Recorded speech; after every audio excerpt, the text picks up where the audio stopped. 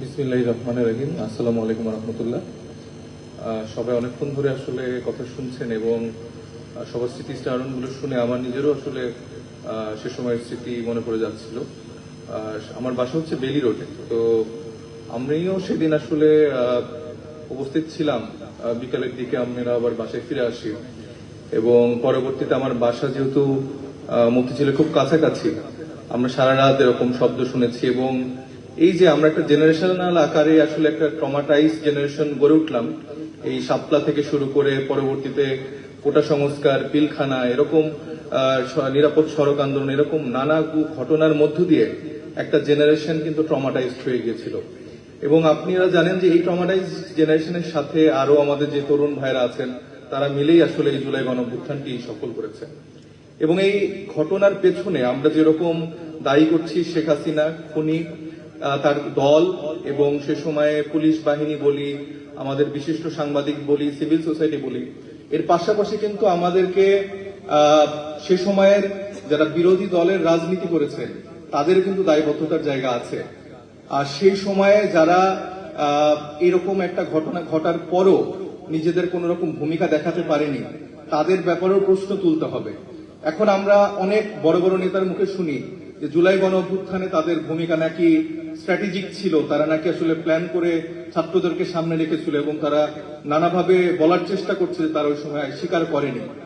দেখবেন যদি শাপলা সে সময় সফল হতো, তখন এই বর্তমানে যারা সরকারে আছে তারা তখন আবার দাবি করত এটাও তাদের স্ট্র্যাটেজিক্যাল একটা মুভ ছিল, যেখানে তারা আমাদের আলেম ওলামা বা আমাদের মাদ্রাসার শিক্ষার্থীদেরকে সামনে রেখে সরকার পতন করেছে। তো এই যে ক্রেডিট বাজেট যে রাজনীতি, সেটা আমরা দেখছি যে বিরোধী দল হিসেবে আমাদের বর্তমানে বিএনপি যেরকম ব্যর্থ ছিল, সরকারি দল হিসেবেও তারা অলরেডি এই 2-3 মাসেই ব্যর্থতার পরিচয় দিয়ে দিয়েছে। এবং তাদের যে ইন্টেনশন গুলো আপনারা যদি দেখেন, সে সময় হাসিনা যেরকম পুলিশ বাহিনীকে ব্যবহার করেছে, দলীয় পুলিশ বাহিনীকে যেরকম করে ব্যবহার করেছে, যেভাবে হারুনরা বলেছে আমরা দীর্ঘদিন ধরে বঞ্চিত ছিলাম, আমরা দীর্ঘদিন ধরে আসলে পদ পাইনি, ওএসডি করে রাখা হয়েছিল, এবং হাসিনার আমলে তারা দলের দায়বদ্ধতার জায়গা থেকে দলদাস হয়ে যেভাবে সাধারণ মানুষের উপর গুলি চালিয়েছে এবং প্রত্যেকটা ইনসিডেন্টে তারা যেই ভূমিকা পালন করেছে, আমরা আবার নতুন করে দেখছি যে পুলিশ সংস্কার না করে বরঞ্চ গতকালকে আমরা দেখলাম যেখানে আমাদের প্রধানমন্ত্রী তারেক রহমান সাহেব বললেন যে পুলিশকে তার দলীয়করণ করা হবে না, কিন্তু সেখানেই একজন পুলিশ বললেন যে তিনি কিভাবে ছোট থেকে জাতীয়তাবাদ আদর্শে বড় হয়েছে এবং পুলিশে থাকাকালীন তার যে জাতীয়তাবাদের দর্শন, যে ধারণ, সেই জায়গা থেকে তাকে পদবঞ্চিত করা হয়েছে। এবং তার মানে পুরস্কার স্বরূপ আমরা দেখতে পাচ্ছি আবার নতুন করে বিএনপি পুলিশকে দলীয়করণ করছে। আবার আমরা দেখছি পারিবারিকভাবে অনেক বিরোধী দলের সরকারি দলের হুইপের স্ত্রীকে একটা বিশেষ দায়িত্ব দেওয়া হয়েছে।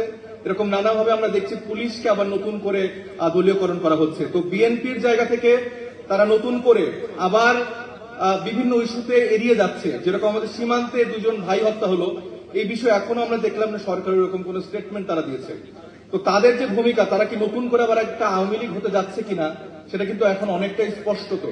এবং আমরা মনে করি যে আমাদের যেই ন্যাশনাল ওলামা অ্যালায়েন্স গঠিত হয়েছে, তারা যে সুন্দর একটি আয়োজন করেছে এবং আয়োজনের মাধ্যমে আমি বলতে চাই আমাদের দায়িত্ব শুধুমাত্র আমাদের যে মুসলিম ভাইরা আছে শুধু তাদের প্রতি না, কারণ পশ্চিমবঙ্গে যেই আগ্রাসন শুরু হয়েছে ধর্মান্ধতার নাম করে, সেই আগ্রাসনের একটা জায়গা কিন্তু আমাদের এদিকেও তৈরি করার একটা প্রচেষ্টা করা হতে পারে। তো সেই ক্ষেত্রে আপনারা যেরকম জুলাই গণঅভ্যুত্থানের পরে আমাদের মাদ্রাসার ভাইরা, আমাদের আলেম ওলামারা যেভাবে মাদ্রাসা ভাইরা সবাই মিলে মন্দির পাহারা দিয়েছেন, আমাদের অন্যান্য ধর্মাবলম্বী ভাই বোনদেরকে নিরাপত্তা নিশ্চিত করেছেন, আমরা আশা করবো এখনো তারা তাই করবেন। আমরা বিভিন্ন জায়গায় দেখছি মাজার ভাঙা হচ্ছে, এরকম নানা ভিন্ন মতের মানুষের উপর আক্রমণ করা হচ্ছে। আমরা আমাদের ইমানি দায়িত্বের জায়গা থেকে আমরা চেষ্টা করব যেন তাদের উপর এরকম আক্রমণ না হয় এবং বাংলাদেশে যে আসলে সবাই সুন্দরভাবে নিরাপদে থাকতে পারে, সেটা আমরা একসাথে আমরা মনে করি যে আমরা প্রমাণ করতে পারবো। সবাই ভালো থাকবেন। আসসালাম।